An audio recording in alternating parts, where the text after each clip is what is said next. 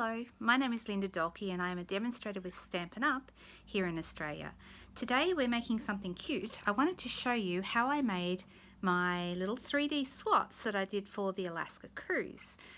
Pretty cute and very easy to make, so stick around and I'll show you how it's done. Today I'm doing a fairly quick little video to show you how I made these little boxes, and this was actually my 3D swap for the recent Alaska cruise. So I've put a couple of little strawberry lint balls in to sort of match with the pink flowers on the outside, but you could do them in different colors. I've got another one here that is a blue one, and you can see this one has the sun shape on it. So if I was doing that around a piece, it would just wrap around like this. So I'm going to show you how easy these are to do. Let me move these out of the way. For this one, we're using the botanical tags framelit set. There's not even any stamping on it, so it's just with these tags, and you'll need a piece of cardstock, and obviously you'll need the treat boxes. So the treat boxes come like this. They come in a pack of 16. So it's a pretty good number of boxes that you get in this little bag. And when you pull them out, they're flat like this. They're kind of like a little flat pack, aren't they? And you'll need to rip off or just gently take off the protective coating that's on it. We'll get rid of that, which it likes to stick to my fingers. Look at that. See if I can get rid of it. There it goes. It's gone. Okay. And then you need to put your box together. So you'll see you just very easily pop it into shape. And I always go around and actually pre-fold all my folds. Don't forget the little flap at the top of the lid there. And then on the bottom, pre-fold. I just fold them all in.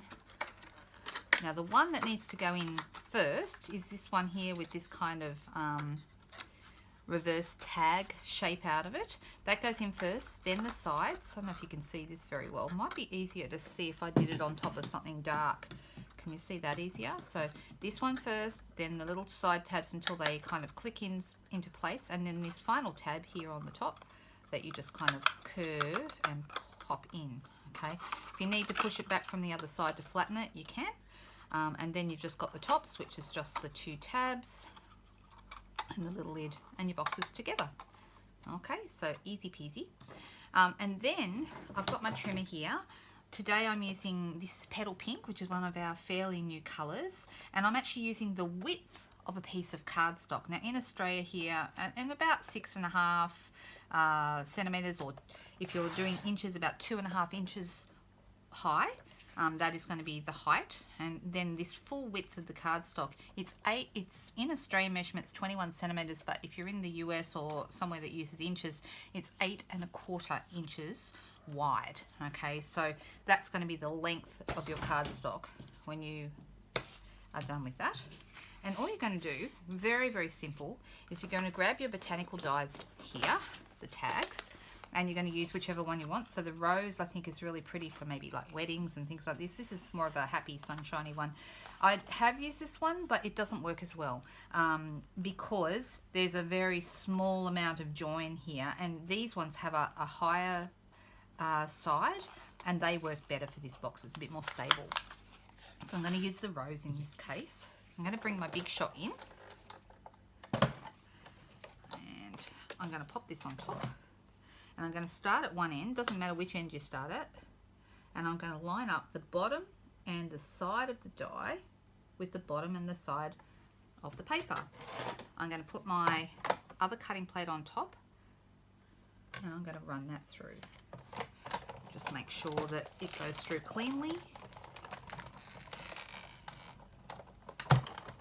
Okay, and I'm going to pull that out and do it again. I'm going to take that off, and I'm going to line up the bottom again, but the side this time with this little score mark that the other edge of the die made when I ran it through the first time. So we're just going to line those two up.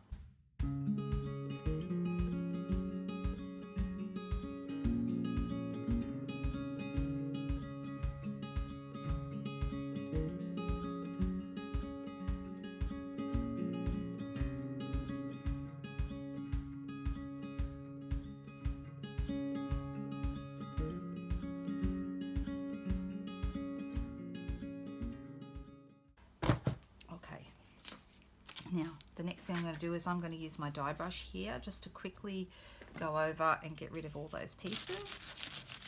I find this is a really, really quick and easy way of getting your pieces out. If you don't have one of these die brushes, they are really a good investment of your time, good investment of your money, because they save you time. Right, so now see how these pieces have just come off? The only bit that's still joined here at the end, I'm going to trim that off. I'm going to do it on an angle. Not that it really matters, but it just means it's easier to hide it. And we'll get rid of those bits. If you did still have any pieces joined because it didn't quite cut through, just snip them with your scissors. All right, and any last minute bits that didn't quite push out, I've got one there and a couple here. So it's really easy to get all those pieces out now that we've used the brush. This one I didn't, this one I should have run through twice. There we go. All right. Okay, so now we have our piece ready to go. Bring our little box in. Now the front of the box here is where this little lip of the lid is. I would like the join to be at the back. So I'm actually going to fold over that little tiny join there, and I'm going to turn my piece around so that that is at the back. All right, so that's the way it's going to go. And then there's going to be a score line made by our die on each corner. Isn't that easy and quick and a little bit clever, I have to say. All right, so then how you put this little piece on, I like to use a little bit of tear and tape, but you could use any strong glue that you have. I would probably think that snail's not quite enough. So I'm using a little bit of tear and tape just along the edge here.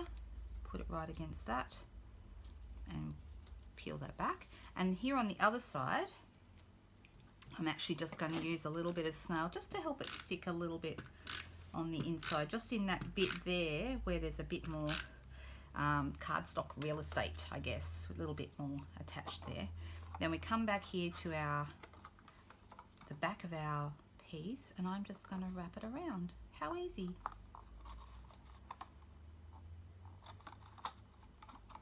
Just sort of as you go, keep it nice and straight, make sure that and then we're going to cover that little join. Now I do need one last piece here, and I'm going to use a little bit of tear and tape again to make sure. So I just put it over the edge, peel off the back. An extra little bit sticking there. That little blue bit appeared from nowhere. That's from when I cut out this one. All right, and then that last little bit there is going to stick on. I have to get that up. There it is. Okay, and that's how easy this is to do. So you can see this one here, I've actually added a little strip of silver glimmer paper just to give it a bit of sparkle, because everything needs a bit of sparkle, right?